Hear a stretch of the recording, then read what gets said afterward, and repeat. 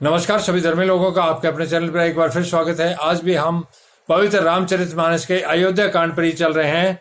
जब विधाता ने इनको वनवास दिया, अर्थात श्री रामचंद्र जी को वनवास दिया है, तब उसने भोग विलास वृत्य ही बनाए। तो उन्होंने जो संसार में भोग विलास बनाए वो तो वृत्य हो गए, उनका तो कोई मतलब ही नहीं रहा। जब ये बिना जूते के नंगे ही पैरों रास्ते में चल रहे हैं, तब ये नंगे बिना जूते के, बिना कुछ पहने पाँव में नंगे ही चल रहे हैं, तब विधाता अनेकों वाहन सवारियां वृत्य ही रचे। तो विधाता ने हाथी, घोड़े इत्यादि, रथ इत्यादि वृत्य ही रचे। जब ये कुश और पत्ते बिछाकर जमीन पर पड़े रहते हैं, तब ये कुश और पत्ते बिछाकर वनवास में जमीन पर ही पड़े रहते हैं। तब विधाता सुंदर सेज पलंग और बिछाने किस लिए बनाता है? तब विधाता सुंदर सेज पलंग इत्यादि बनाता ही क्यों है?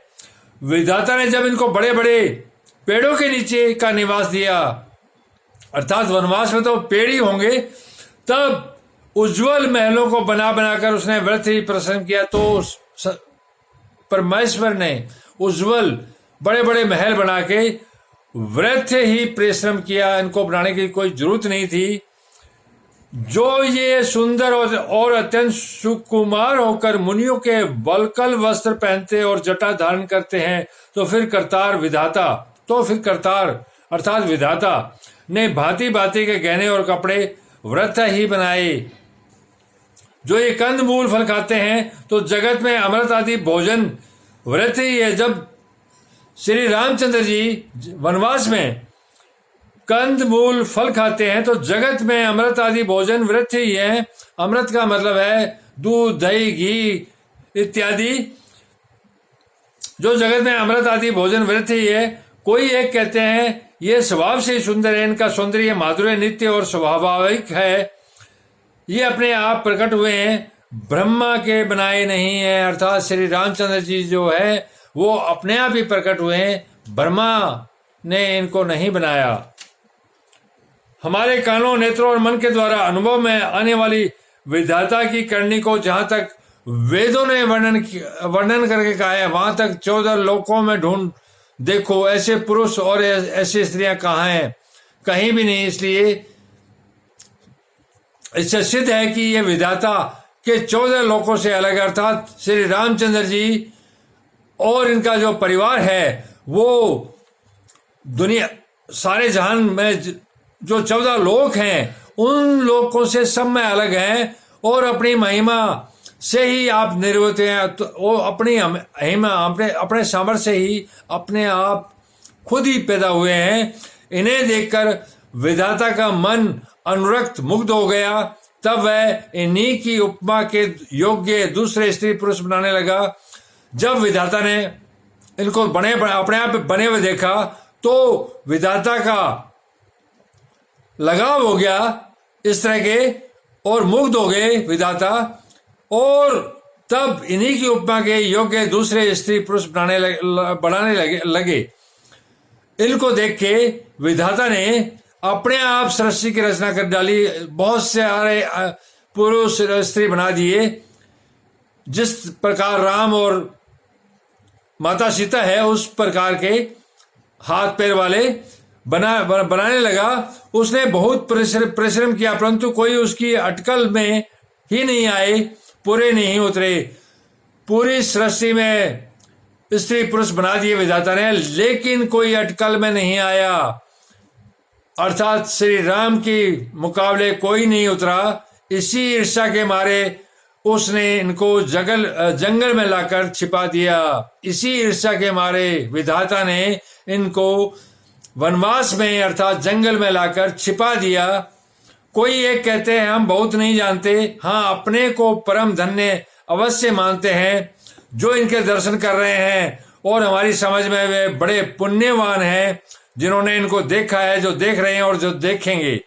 इस प्रकार प्रिय वचन कह कर सब नेत्रों में प्रेम आंसुओं का जर भर लेते हैं और कहते हैं कि ये अत्यंत सुकुमार शरीर वाले दुर्गम कठिन मार्ग में कैसे चलेंगे।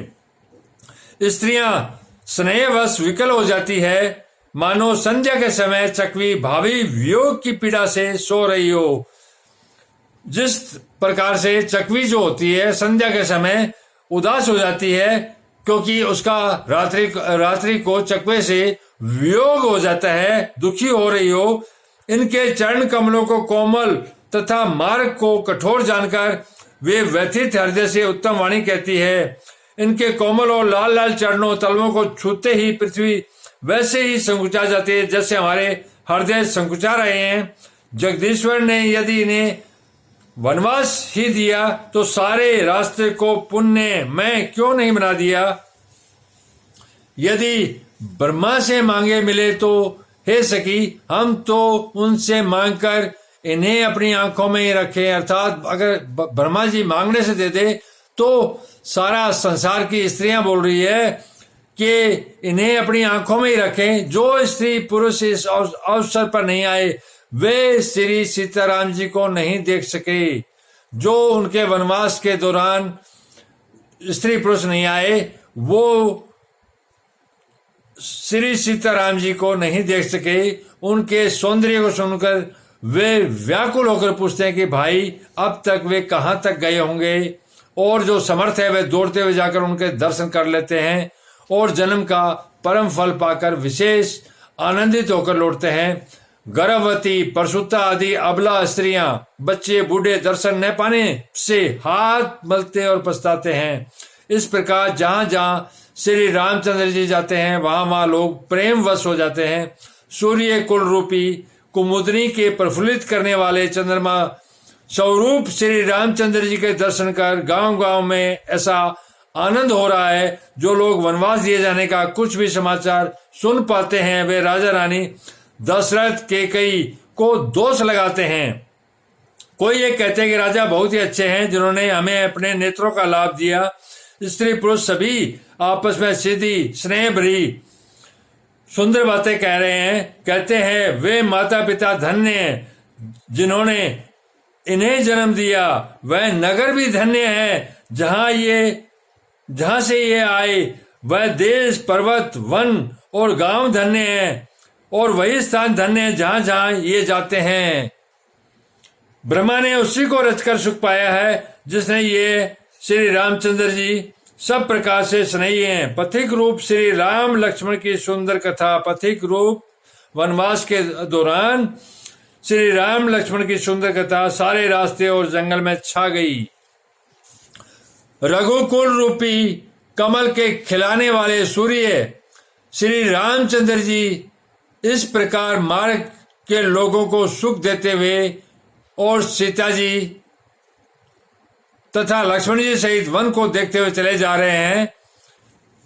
धन्यवाद। आप लोग इसी प्रकार अपने इस चैनल पर बने रहिए। मैं आपको एक परमात्मा और उसके पवित्र मार्ग पर लेके चल रहा हूं।